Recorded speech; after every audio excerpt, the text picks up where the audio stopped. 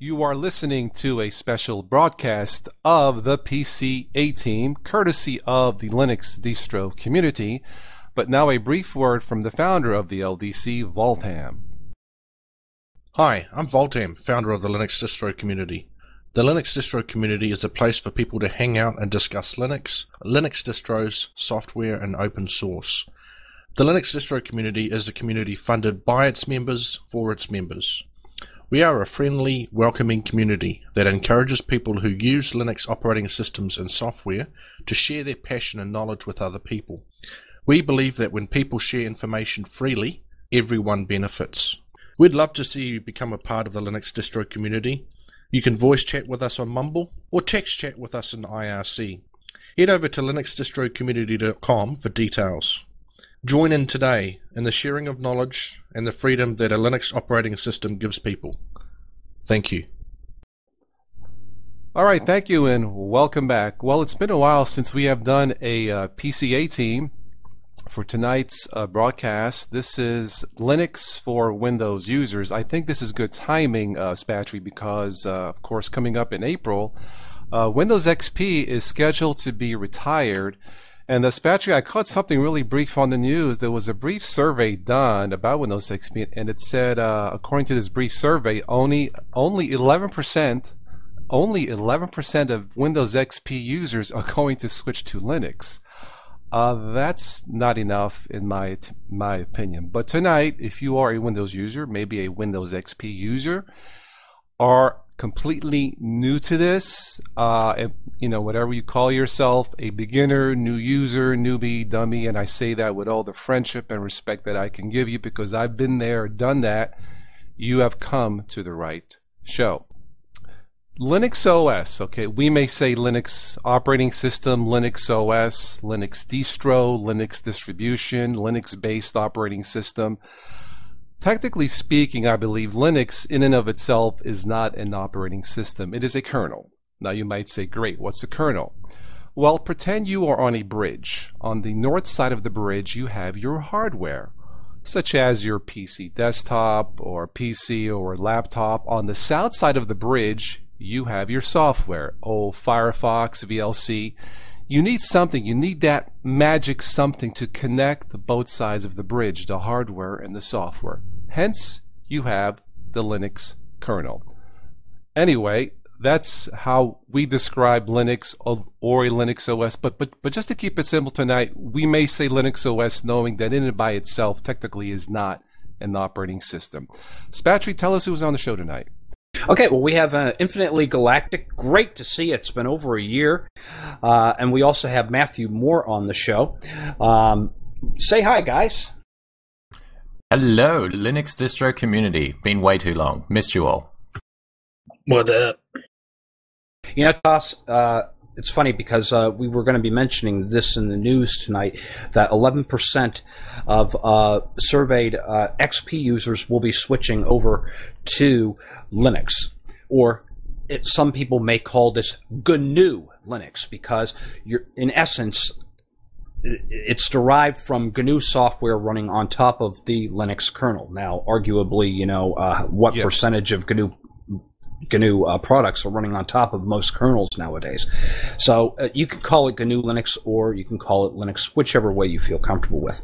But 11% is a lot when you consider that I was reading an article stating that close to 33% of people who are running Windows right now are running Windows XP. And if only 11% of those are switching over to Linux, Toss, that is a lot of people that is going to be switching over. That's good, but of course that also means, Spatry, that 89% will still get hit with CryptoLocker ransomware. But have no fear, Spatry has a 24/7 hotline on his website, and he will provide support. Right? Well, you can always hop in. As long as you provide credit card details first. Yes. Well, no, I just have a donate button, a cupoflinux.com, but you're more than welcome to come in. It's a great place where I have people from advanced to beginners who have joined the forum. It's a great place to hang out, ask your questions, get your problem solved and that sort of thing. It's a fun forum. I'm in there every day, and then, of course, I have the IRC channel as well. But there are also a number of other places that you can go to as well, as we'll be discussing in the show tonight. Well, let me just say that, I was once a newbie to Linux, coming from Windows, 95, 98, and so on, up till now, and I absolutely love using my Ubuntu Unity, among other types of Linux operating systems. But I must say, I wish, 9, 10 years ago, I wish there was an Ingalactic channel. I wish there was a Toss Today channel, a Spatry channel, a Matthew Moore channel, because it would have made it a lot easier for me and for countless other potential people wanting to switch from their current PC Windows, or maybe just out of curiosity. So folks, you are listening to what I believe is at least some of the best for tonight's broadcast. I am a dual booter. Okay, some of you may know me. Spatry, you paid me a compliment when we first started talking. You called my channel the one-stop shop for dual booters. Thank you. That kind of stuck with me. I take it back. No, I'm Folks, kidding. thank you for joining tonight. I have to leave, though, but yeah, so, Yeah, but Matthew Moore is creeping up on you, because his show not only caters to people who are dual booting between Windows and GNU Linux, but he also has Mac tutorials on his show as well, iOS and that sort of thing. So I mean, he's got a hodgepodge of everything on his show. Awesome. The more the merrier. Hey, listen, I have no ego to bruise. The more I can get in my club or in our club here, I think it's better for all of us. So, terrific. The more the merrier. Was that like pun intended, or? Sure. Why not? Spatry's on the show, so anything's possible, right? Uh-oh. Okay, well, let's get to some newbie talk, as it were, for all the Windows users out there. Windows XP is going to expire come April, I forget what it is. Maybe it's on April 15th tax day. Wouldn't that be something? But listen, if you are using Windows XP, now I'll give Microsoft credit. This thing has been around almost 14 years, and they made it serviceable, stable. It's awesome, but all good things must come to an end. And if you decide to use that past that expiration date, it may not be totally insecure, but I would not recommend you using it. I mentioned something called CryptoLocker, which is a very impressive piece of malware, ransomware. I did a report on it, and this piece of malware, if you get it, it's possible to remove it. It may take up to a couple hours, thinking that you're done. Wrong answer. It locks your file. So even though you may be successful in removing your virus, your files are still locked. Oh, you can pay the fee, the ransom, but do you think Toss Today are going to spend 2 hours to remove a virus and still have a lock system? Heck no. Hence is why I use Linux. My number one reason why I use Linux is security. Now, there are other nice reasons, lots of choices, speed, and stuff like that. The Software Center has lots of freebies to try, and some paid ones, but my number one reason is security. Let's go around the panel here and see what their number one reason is. IG, what is your number one reason for using Linux? My number one reason, as voted by a majority of the Linux users out there, is because it's fun. That's ultimately what it comes down to for me. I would also say, on a more sensible level, the freedom of choice as far as what software you want to run. You don't have to run anything that you don't want to, and you're only using the tools that you want to use, that you enjoy using, and nothing's forced down your throat. You don't have to use anything that you don't want to use, and just that freedom of choice out there is a wonderful thing. Cool. Matthew? Yeah, I use Linux basically for the same reason. It is fun to use, and I'm not locked into having to use a system the way a corporation dictates that I use it. I can basically suit it to work the way that I want it to work, and learn a lot of cool stuff along the way. Awesome. And I'll have to agree with everybody on the panel here in that, Linux is fun. Does take a little bit of a learning curve, but it's fun. I love the fact that I can just customize it to no end. After taking some time and learning how to use Wine, now I have all of my favorite Windows applications running. The ones I couldn't, I found decent replacements for, and I talk about them on my show all the time. But there is good news that Toss failed to mention is that if you're a business and you're running XP embedded, you've got support until 2015, so you still have a little bit of time to find that replacement. But if you're a home user and you really feel that you must stick with Windows XP, this is something that I suggest that you do. Download a live CD and boot your computer from that to surf the internet, and then just disable your internet access to Windows entirely. You can download files to your hard drive using a live CD. You can securely and safely use the internet, and then still have your Windows XP for running your programs and that sort of thing. Probably not the best way to do it, but I mean, if you're just using it for social networking or reading your email, that sort of thing.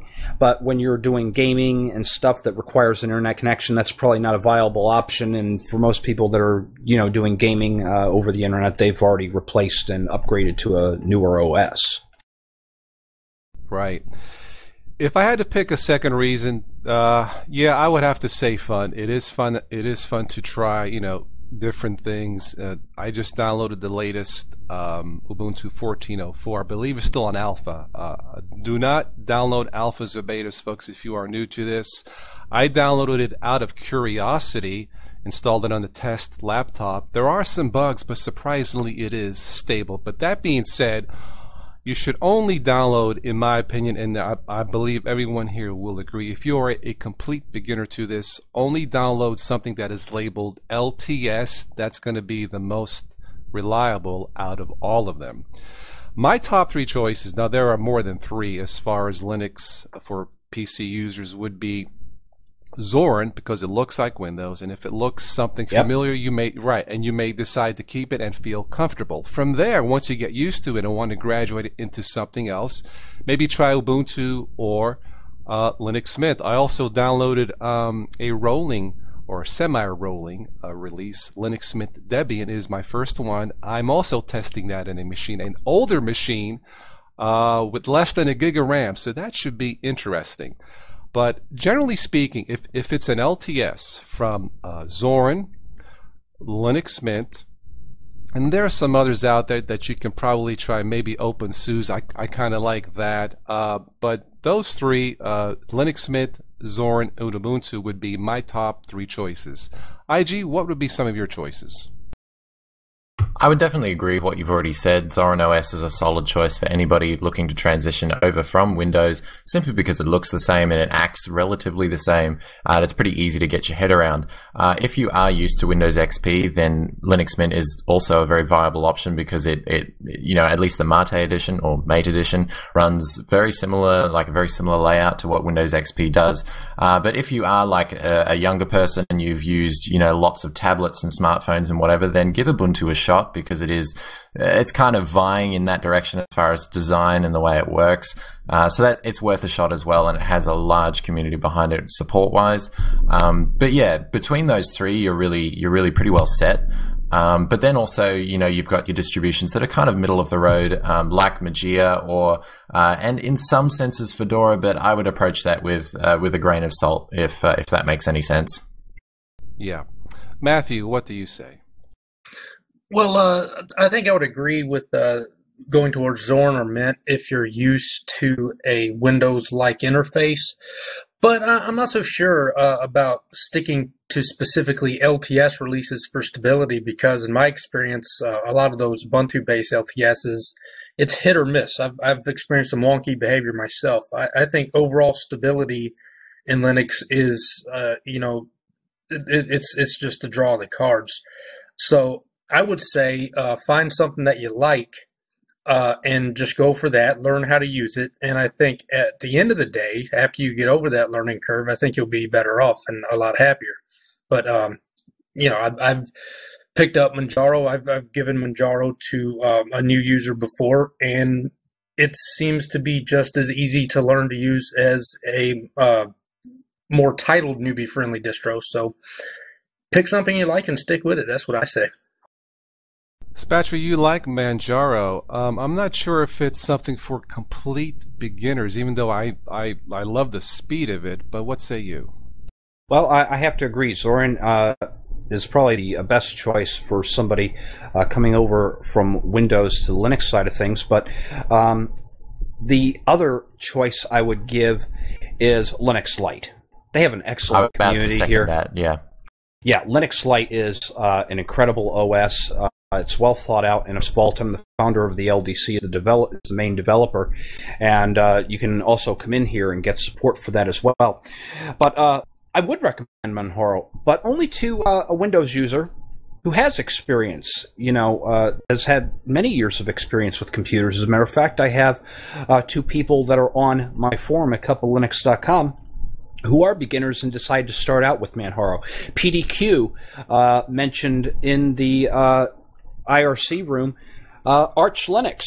Now, this is only for you diehard computer geeks out there who really want to get your hands dirty and you want to mess around with the command prompt and you want to really learn what makes Linux tick. I did my, I know IG and I both played around with Arch Linux, and yes, we learned an awful lot about what makes the Linux system tick, but I would not recommend that to a beginner coming over from Windows who really doesn't know how a computer operates.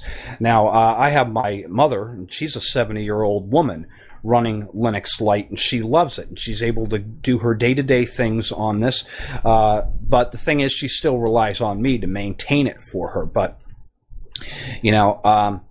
so yeah, I'd have to say between Zorin and Linux Lite, those are the best choices for the beginner. But the geek-minded, they can move on to some bigger and better things. OpenSUSE is another really nice choice as well. So yeah, good choices out there indeed. But at the end of the day, DistroWatch.com is a great place to go where you can read up on some of the different distributions, because there are many that have each distribution is tailored for a specific need. So if you're a multimedia enthusiast, there is AV Linux.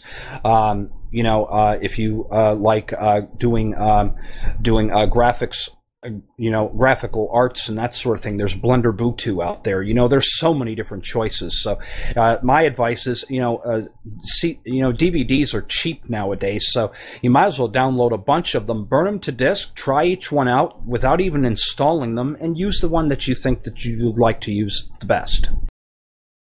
Yeah, there are I think Spatry and I once joked about this. There are hundreds, and when you count all the variations, the offshoots, and the forks, there are probably thousands of them, which makes everything all forked up, as I once said.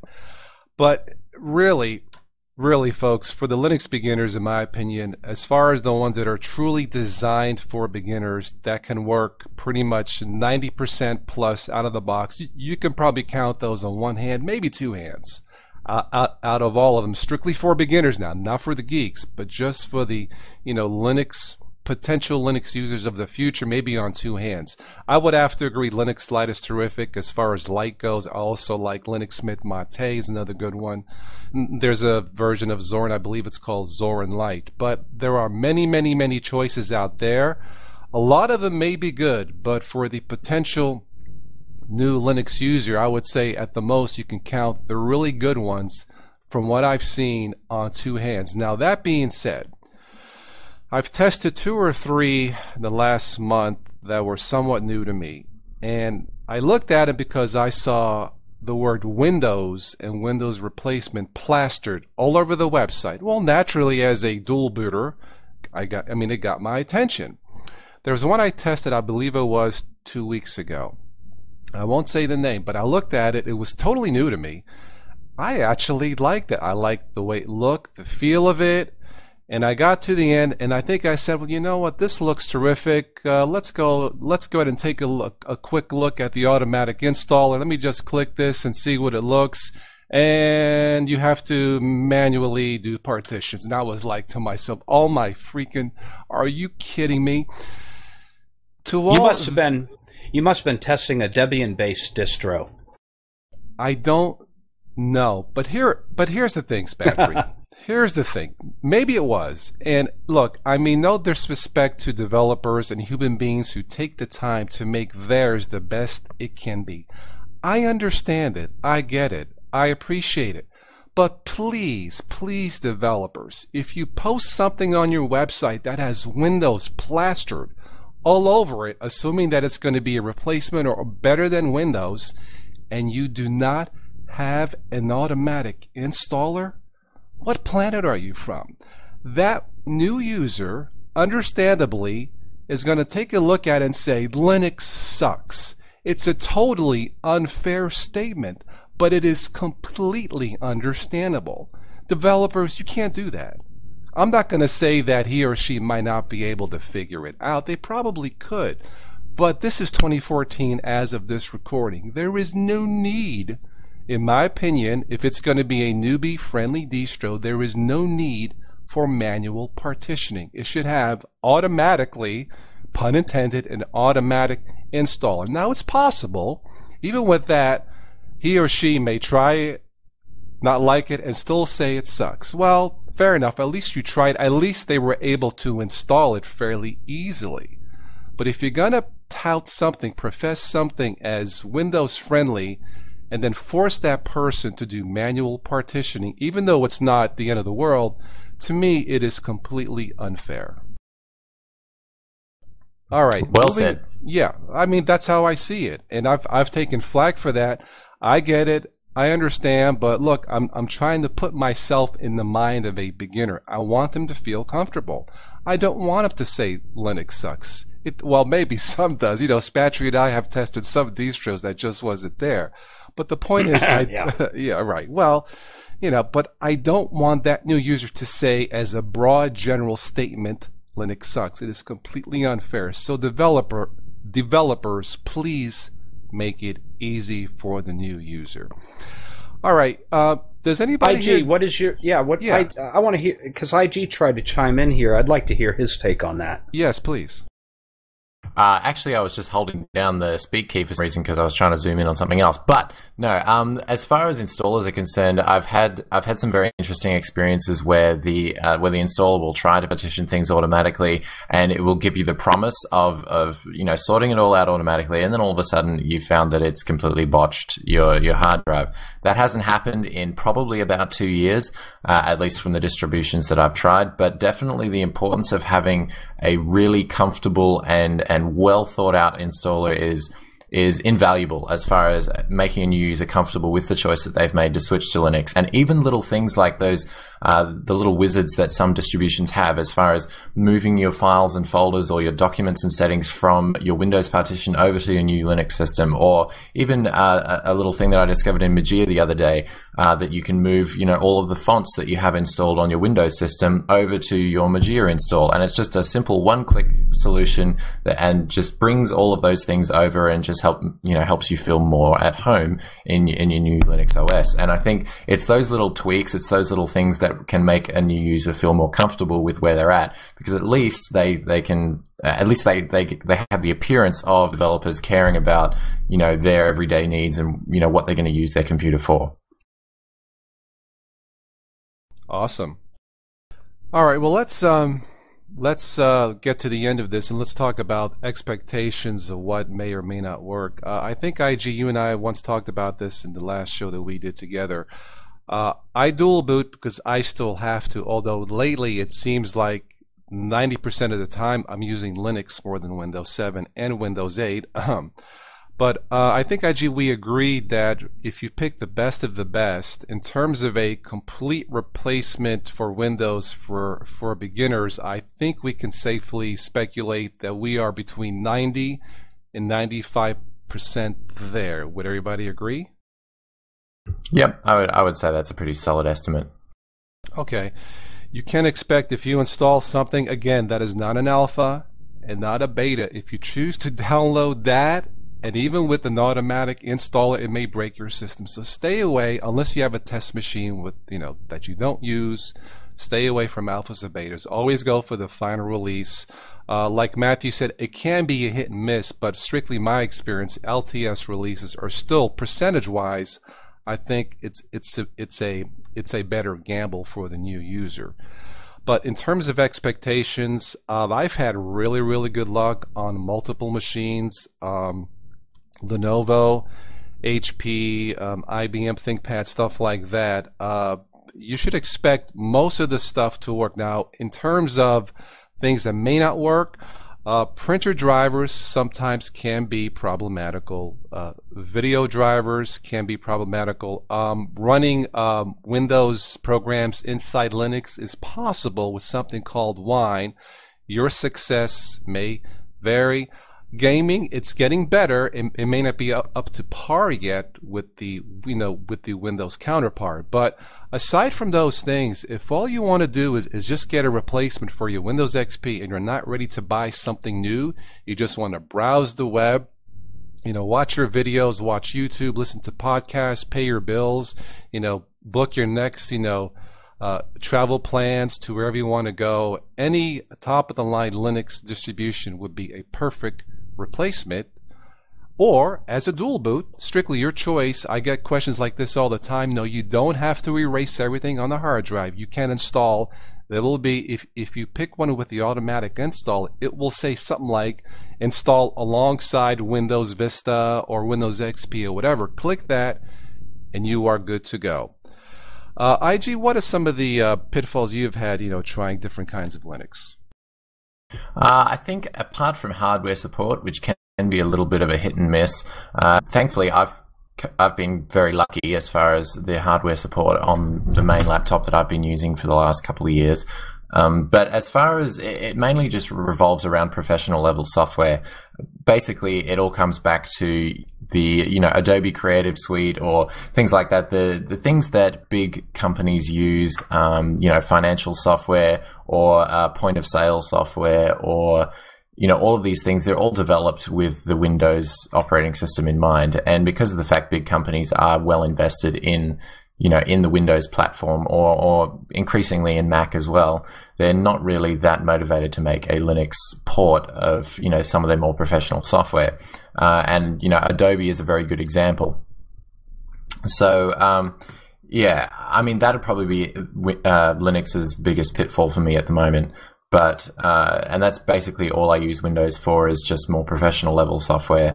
And but even that is only a small fraction of the time. The rest of the computing that I do is much more integrated and much more coherent and productive on a Linux desktop than it is on Windows and even the most recent iterations of Windows 8. Matthew. Well, to put it in simple terms, I use Linux because I want to. I use Windows because I have to, and and that goes. Shut up! Love it. That goes right back into what IG was saying about commercialized support. I have to go back to Windows to manage some of my device. I have an iPad Air. I need Windows to manage that through iTunes. I've got a Sony MP3 player that I can't properly manage unless I'm in Windows. And then you have people that need more professional grade software, such as the Adobe Creative Suite and things like that, that it just isn't made available for Linux because these companies just don't have the motivation or the financial interest to make it available. And that's pretty much the way it is for me. If all of these tools and software suites were available on Linux, I wouldn't probably touch Windows at all, to be honest. Okay, Spatry? Well, the only caveat I'm having right now is HDMI support. And that could just be symptomatic of the latest Xorg that is available. But for the most part, I've had a fairly trouble-free experience.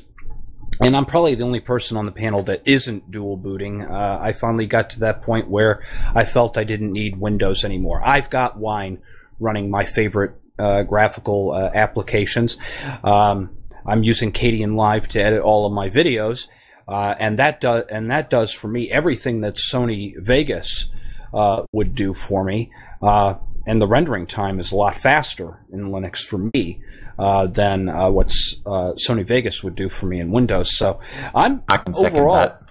Yeah, I am overall impressed with my experience. Linux has redefined how I use the computer.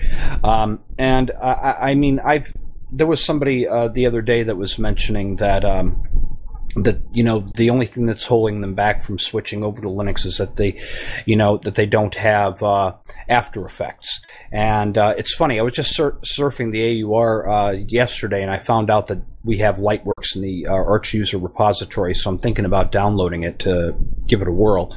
Although I'm so used to using Kdenlive, and now I have a whole series that I'm starting on it. Why would I want to use anything else? Because it runs great. Driver support on my new computer that I have right now. I had an issue in the past with the Wi-Fi drivers, but now we have up-to-date Wi-Fi drivers for it. But for the most part, when I decided to switch to Linux 2.5, almost 3 years ago, I slapped a Linux distro into my laptop. It was a Compaq at the time, and it powered everything. I'd never seen a Linux distribution do that before, and I decided to bite the bullet and actually learn how to use this because I had been trying out Linux distributions since '98. And, I would try it, and maybe there was some little caveat that just kept me going back to Windows. And finally I got to a point where I was able to satisfactorily get everything working and be able to balance my workflow in the way that I wanted to, that I decided, okay, now it's the time to get rid of that Windows partition and start using Linux full time. And I haven't looked back, and I'm very happy. Cool. I was thinking, folks, we have come a long way. I mean, 10 years ago, we couldn't say that, Linux is 90% ready to replace your PC, 95%. 10 years ago, it wasn't even on the radar. But in 10 short years, imagine how far Linux has progressed. The Linux kernel is amazing. As a Windows user, I'm telling you, all you newbies out there, it is amazing. The Linux kernel is not the issue. Quality of the apps, there's room for improvement, but the kernel itself and what it can do, it's a marvelous piece of human technology. All right, let me end this by saying this. We've talked about, possible replacement. Excuse me. We are comfortably can say 90 to 95% sure if you pick the best of the best. What about 100%? I'm not ready to say that. I would like to. I can say 99%. You can get that close, and the only way I see it possible is if you buy a PC with Linux pre-installed out of the box. Because look, if you buy a machine, whether it be Linux, Mac OS, or Windows, and something doesn't work, there's something wrong with that PC, take it back. But if you buy a pre-installed Linux PC, chances are you are not going to have any issue with hardware matching the software or any form of incompatibility. That shouldn't happen because it was pre-manufactured, if that makes sense to all the beginners out there. I will include Chrome OS as a form of Linux. I will include that in this conversation. Today I was just briefly searching the web. The Linux Mint, the Mint box I believe is called, might be an alternative for you. Those machines and Chromebooks are the top selling laptop on Amazon, but those two machines, now there are probably more, but those two machines, in my opinion, they should work at the very least 99 to 100% out of the box. If they don't, and that goes with any machine, then there's something wrong with it. But that's my opinion. All right, well, let's go ahead and close this out. IG, any closing comments? As far as if you're curious about the Linux operating system, then the best idea is just to go and have a look and have a try. Because of the fact that Linux has been pushing this cart of, try me out, I might work for you. It's become so easy to try out a Linux distribution. Ubuntu even have a virtualized experience that you can just sort of log into on the web that just gives you a very short, very shallow demo of what their desktop is like. But nearly every distribution out there that aims to be user-friendly has a live CD. You can download the ISO image, burn it to a disk, or even transfer it onto a USB flash drive using certain tools that they usually provide documentation for. And you can try out that distribution on your laptop just by booting from that USB stick or that CD. And that'll give you an excellent idea of how that operating system works and whether you can cooperate with it. And to be honest, you're probably going to learn a lot just through the process of doing that. By the time you've finished, you might end up finding yourself enjoying the experience quite a bit. At least that's what my story was, and I'm sure many of the people listening and many of the people hosting the show tonight could agree with that as well. Just give it a go, and you'd be surprised about how much it can actually work, and how much, and just how far it's come just in the last 5 years alone. I think speaks very strongly for itself. Okay, Matthew. I would have to agree. Again, though, it's not for everybody. That part is true, but you're really not going to know that until you actually give it a try. You know, it's like buying a car. You got to drive it before you buy it, and that's kind of the way I feel about it. You know, there's so many different distributions out there that even if you try one and it's not for you, try another one. You know, there's a distro out there for everybody. As far as being able to 100% replace your PC, that really depends on what your needs are. If you're working in a professional environment and you need some of these commercialized professional tools, then maybe not. But I think for the average person, I think it's worth taking a chance on. Just download a few, try them out, and see what you think. Okay, Spadry. Well, at the end of the day, all I have to say is you will only get out of Linux what you put into it. If you go into this with a closed mind, you're really not going to get much out of it. But there are some benefits. You know, using a Linux distribution, you can expect to have more stability than you would come to expect with Windows, where with Windows you reboot, wash, rinse, and repeat. We leave our computers on and they run until the hardware fails for the most part. Now, and there are some other advantages. You know, you can learn more about how your computer works. You know, using Linux, you can revive an old or slow PC. You know, it won't make a race winner out of it, but at least, you know, it will run well. You know, you can use Linux to create a dedicated media center or video game machine, and that's the case with SteamOS now. You know, with Linux, you can run a home server for backup, streaming, torrenting, and more. So you can set up a server in your home that you can share files amongst many different computers that you may have in your whole household. There are some people that even use Linux for automating everything in their home, such as controlling their lights in the house. Let's say they're going away on a vacation and they have a machine that's controlling everything in the home. It's really amazing the potential that this has. You know, with Linux, you can work with your hard drives and partitions. You know, and also you can troubleshoot other computers. So let's say that Windows machine got a virus and you just can't even boot into the thing. You know, it's so infected. You know, you could take a live CD that has an antivirus software on there and you could scan that hard drive from booting off that live disk and clean and remove all of those viruses out of the system. There are so many different advantages, but going in there with the open mind is key. Well, needless to say, guys, we can go through the wee hours of the morning, you know, talking about this, but, you know, at the end of the night and at the end of this specific topic here, at least try it. And even if you try it and, you know, something didn't work, or maybe you saw it at a friend's house and you may wind up saying Linux sucks, it's just not true. Yes, some distros may not be fully tested. You know, Spadry and you know, I have joked about it, but most of them, or at least most of the top ones, they work most of the time. And if you're still, you know, skittish or squeamish, try purchasing one. Try it out. You know, I still enjoy Windows 7. You know, for me, from my experience, I really haven't noticed anything more stable versus Windows 7 or Linux, but I maintain it. The one thing I do hate, Spadry has talked about this, is the wash, rinse, and repeat cycle. Updates, reload, repeat, reboot. It drives me freaking nuts. But it's stable, and all the apps work for me. All the apps work all the time. But for pure speed and fun, you can beat Linux. But the wash, rinse, and repeat. Pass me the soap already. Oh yeah, right. that used to annoy me quite a bit too. So yes, yeah. that's just as bad as getting bugs in Linux. It's just as bad. And anyway, that's for another topic. All right, Spatry, why don't you take us out?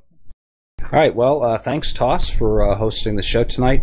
Infinitely Galactic, we got to get together and do this more often, man, because we haven't seen you in over a year. Absolutely. And then, of course, for those of you who choose to stick around, Matthew, Toss today, and myself will be wheeling out the news and nonsense report. Thank you, Matthew, for joining us here. And also, I'd like to thank the Linux distro community for having us to host these shows. And just add Spatry on G+, and you will be kept up to date anytime that we have any future podcasts for the LDC. I'll have links in the show notes for everybody here on the panel. Check out their channels. They're well worth your time. Now, Infinitely Galactic is going to be releasing more videos now that he's just finished his degree. Congratulations to you on that one. And so I'll be looking forward to seeing more of your videos. And, of course, Matthew's got great content as well as Toss today. So thank you, all of you, for joining us. Thank you. Thank you for having me on the show. Oh, please come back again. And this has been fun. And as I always end most of my things that I do, we will catch all of you sometime in the future. Ciao.